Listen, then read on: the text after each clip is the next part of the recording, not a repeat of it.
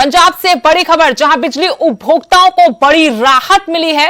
पंजाब में घरेलू बिजली हुई सस्ती। जी हां, 0 से 100 यूनिट तक 1 रुपए सस्ती हो गई है बिजली, और 101 से 300 यूनिट तक 50 पैसे दाम सस्ते हुए हैं। 2 किलोवाट के लोड वालों को 50 पैसे से 1 रुपए की रियायत दी गई है। 2 से 7 किलोवाट वालों को 50 पैसे से 75 पैसे की छूट मिली है।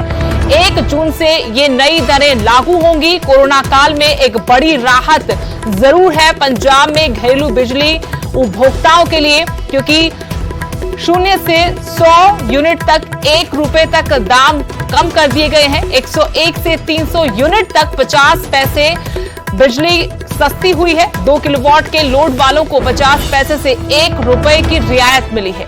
2 से 7 किलोवाट वालों को 50 पैसे से 75 पैसे की रियायत दी गई है। 1 जून से ये नई दरें लागू होंगी। इस खबर पर और जानकारी लेंगे, मेरे सहयोगी पंकज कपाही जुड़ गए चंडीगढ़ से। पंकज, कोरोना काल में राहत की उम्मीद लगाए बैठे थे, अब सरकार की तरफ से बड़ी राहत बिजली उपभोक्ताओं को, लेकिन कितनी बड़ी राहत है असल मायनों में, समझना चाहेंगे। देखिए, सरकार का दावा है कि इससे सालाना 682 करोड़ रुपए आम लोगों के पंजाब में बचेंगे बिजली को लेकर, और इसमें 2 किलो से लेकर 7 किलो वाट तक के जो मीटर घर में लगे हुए हैं उसमें रियायत जो है वो दी गई है, और सिर्फ 300 यूनिट तक दी गई है। और सवाल ये उठता है कि जब घर में 1 या 2 एसी चलेंगे तो 300 यूनिट से ज़्यादा बिल आएगा, तो उनको रियायतें नहीं दी गई। ये एक बार फिर से दर्शकों को बता दें कि अगर 0 यूनिट से लेकर 100 यूनिट तक का इस्तेमाल कोई करता है घर में, और 2 किलो वाट का उसमें घर में अगर मीटर लगा हुआ है, तो उसको 1 रुपये बिजली सस्ती पर यूनिट मिलेगी। और 101 से लेकर 300 यूनिट तक अगर 2 किलो के वाट के हिसाब से देखा जाए तो 50 पैसे बिजली सस्ती मिलेगी। लेकिन जो सवाल इसमें सबसे बड़े उठ रहे हैं वो ये उठ रहे हैं कि 100 किलो वाट का अगर किसी के घर में लगे हुए हैं तो उसको फिक्स चार्ज जो है वो 15 रुपये बढ़ा दिए गए हैं। 75 रुपये थे, अब 90 रुपये के करीब जो है वो कर दिए गए हैं। इसके अलावा जो एग्रीकल्चर जो ट्यूबवेल है उसमें 9 पैसे प्रति यूनिट जो है वो बढ़ा दिया गया है। और इसके अलावा जो बात की जाए 7 किलो से लेके 50 किलो वाट तक के लिए 100 यूनिट तक अगर कोई इस्तेमाल करेगा तो उसको 15 पैसे ज़्यादा देने होंगे। इसके अलावा 7 किलो से लेकर 50 किलो वाट तक का अगर घर में मीटर लगा हुआ है तो 300 यूनिट तक उसको 16 पैसे बढ़ा दिए गए हैं। 7 किलो से 50 किलो वाट तक का घरेलू सप्लाई में 300 यूनिट से अगर कोई ऊपर इस्तेमाल करेगा तो 20 पैसे बढ़ा दिए गए हैं। आम लोगों को, गरीबों के लिए राहत ज़रूर दी गई है, क्योंकि अगले साल चुनाव है और चुनाव से पहले लगातार ये मांग उठ रही थी कि पंजाब में कैप्टन अमरिंदर सिंह की सरकार ने 2017 से पहले वादा किया था कि पंजाब में बिजली सस्ती दी जाएगी, लेकिन 4 साल में बिजली सस्ती नहीं की गई। और कोविड की मार लोग झेल रहे हैं, लोगों के बिजनेस ठप पड़े हैं, लोगों के रोजगार जो है वो जा रहे हैं, तो ऐसे में बिजली सस्ती होनी चाहिए। और ये जो टैरिफ प्लान है ये घरों के लिए है, इंडस्ट्री के लिए कोई टैरिफ प्लान में बदलाव नहीं किया गया। और 300 यूनिट तक अगर आपके घर में बिजली का बिल आएगा और 2 किलो से 7 किलो वाट तक का लेकिन क्या पंकज, हम इस रियायत को इस तरीके से समझ सकते हैं कि जो गरीब तबका है उनको भले थोड़ी राहत मिली है कोरोना काल में सरकार के इस फैसले से, लेकिन मध्यम वर्ग पर तो और उल्टा मार पड़ी है। और जो ऊपर जो आप जिस तरीके से बता रहे कि कुछ चार्ज बढ़ा दिए गए हैं कुछ पैसे, तो उनका सीधा मतलब ये हुआ कि मध्यम वर्ग पर अब बोझ और ज्यादा बढ़ गया है।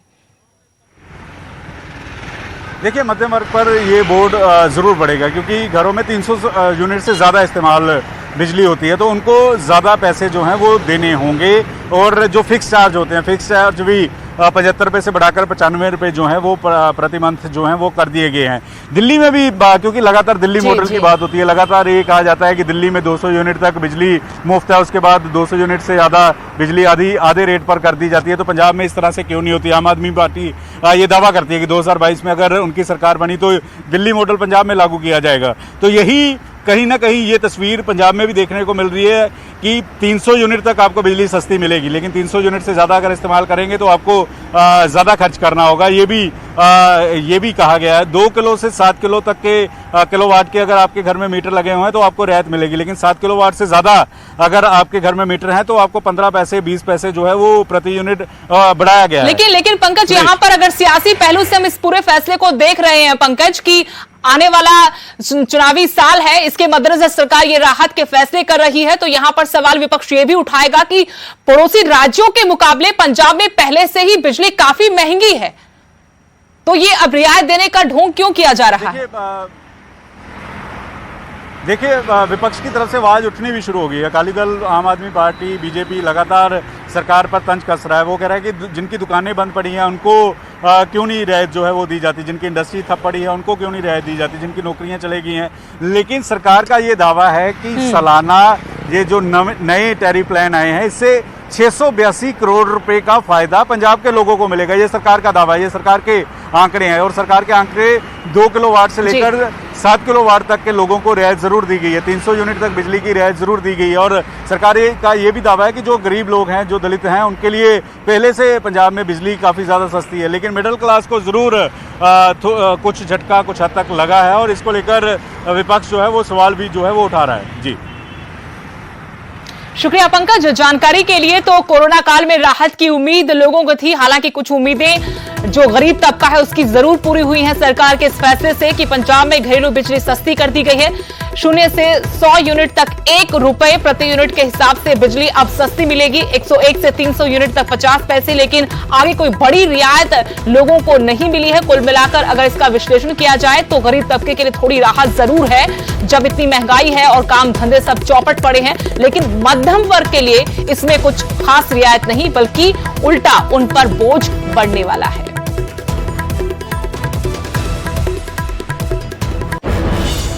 उधर सुशील कुमार की मुश्किलें लगातार बढ़ती ही जा रही हैं। 4 मई को ही पहलवान सागर की हत्या के आरोप में गिरफ्तार सुशील कुमार का एक वीडियो सामने आया है जो सोशल मीडिया पर काफी तेजी से वायरल हो रहा है। इस वायरल वीडियो में वो कुछ साथियों के साथ लाठियों से दूसरे पक्ष के पहलवानों की निर्ममता से पिटाई करता हुआ नजर आ रहा है।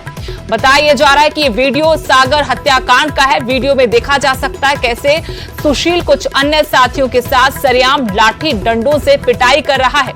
वायरल वीडियो में दावा किया जा रहा है कि सुशील के अलावा और भी कई लोग दिखते हैं।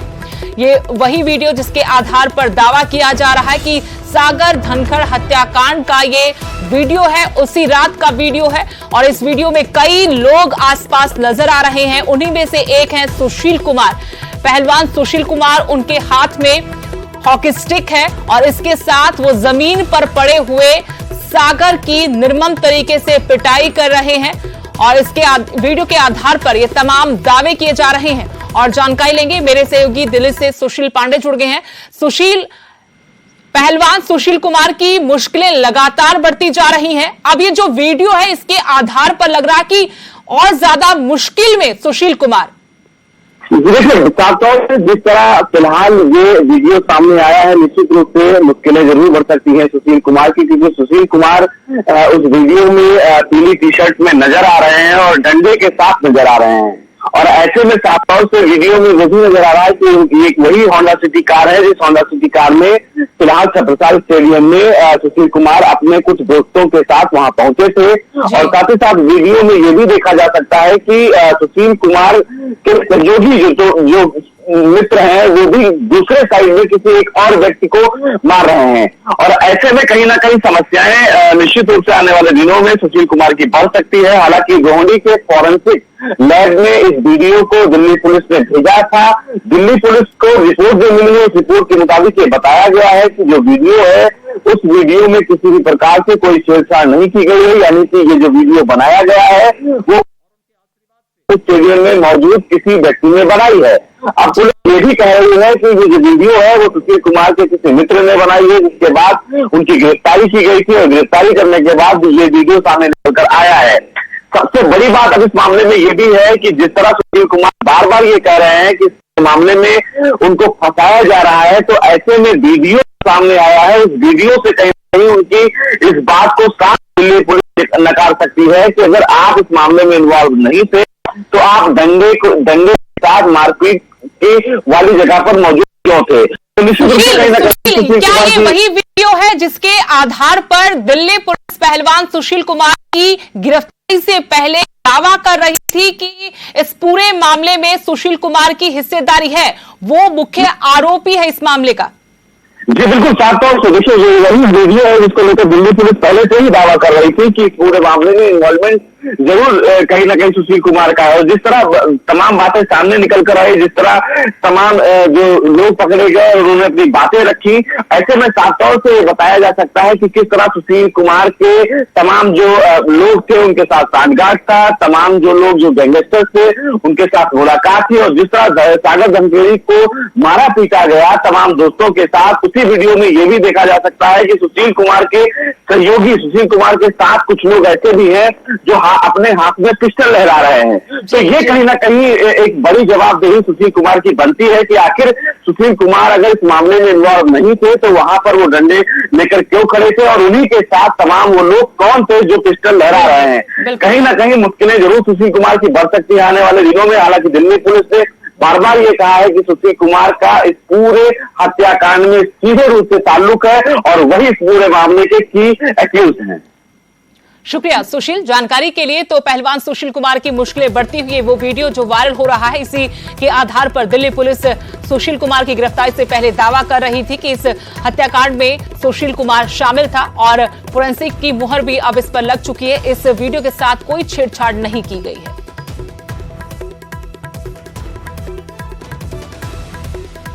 टिकरी बॉर्डर पर पश्चिम बंगाल की युवती से दुष्कर्म के मामले में वांटेड 3 आरोपियों पर पुलिस ने इनाम की घोषणा कर दी है। पुलिस ने अनिल मलिक, अनूप चनौत और अंकुर सांगवान के नाम वारंट जारी कर दिया है। खाकी इनकी गिरफ्तारी के लिए दिल्ली और हरियाणा में छापेमारी कर रही है। पुलिस के मुताबिक अब तक की पूछताछ में आरोप सही पाए गए हैं। किसान नेताओं समेत 22 लोगों से पूछताछ की गई है। पुलिस युवती का मोबाइल डेटा भी खंगाल रही है। आपको बता दें कि इस मामले में 2 महिलाओं समेत 6 लोगों के खिलाफ मामला दर्ज किया गया है।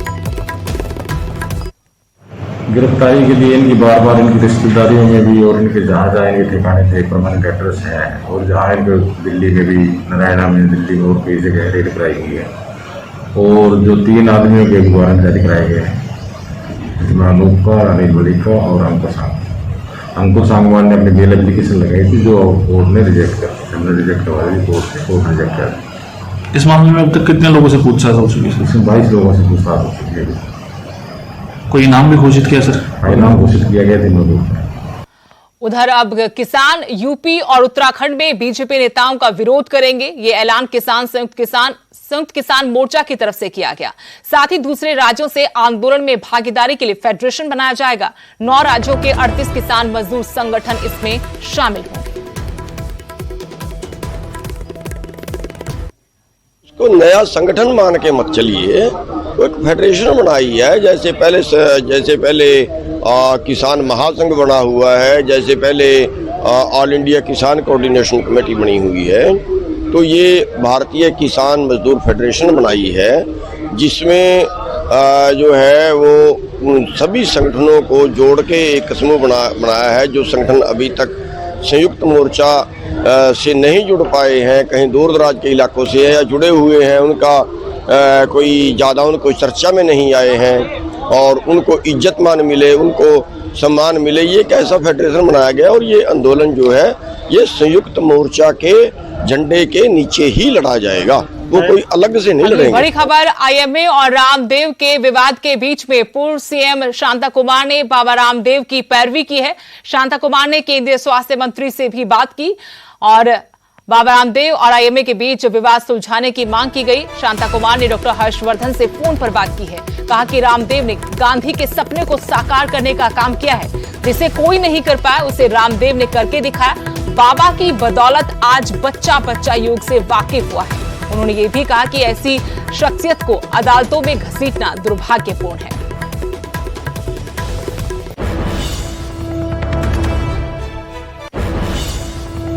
उधर हरियाणा के स्वास्थ्य मंत्री अनिल विज ने भी रामदेव और एलोपैथी पर बयान दिया। कहा इनका लड़ना गलत है, दोनों की अपनी अपनी जगह है, दोनों मिलजुल कर काम करें।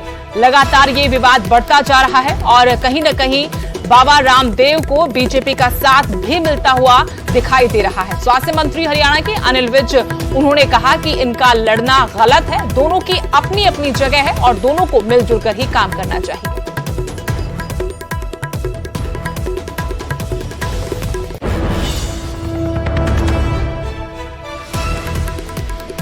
ये गलत है और ये थमना चाहिए।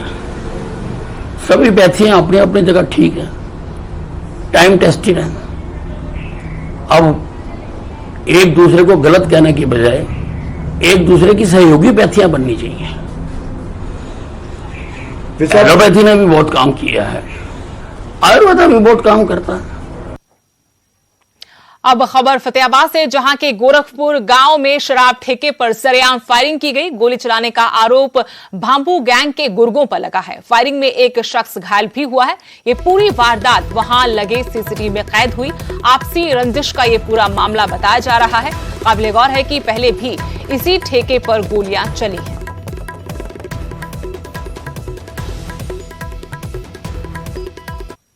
ये हमारे पास कल एक सूचना आई थी कि गोरखपुर में झगड़ा हो गया, गोली चल गया, जिस पर हमारी टीमें वहां पहुंच गई। वहां पहुंचकर पता चला कि राजाराम नाम के व्यक्ति को किसी गोली लग गई है, जो उपचार के लिए सपरा हॉस्पिटल हिसार में एडमिट है। जिस पर उसके बयान रिकॉर्ड किए गए, जिसने बतलाया कि 2 लड़के, एक विक्रम बाबू, एक उसका अन्य साथी रमनदीप है, जिन्होंने उस पर फायर किए हैं। जो इसी दौरान उसके जो विक्रम बाबू का साथी रमनदीप है, उसको भी, वो भी वहीं गिर गया और उसको गाड़ी से चोट लगी है, जो उपचार के लिए अगर वो हॉस्पिटल एडमिट है। इसमें मुकदमा दर्ज कर लिया गया है।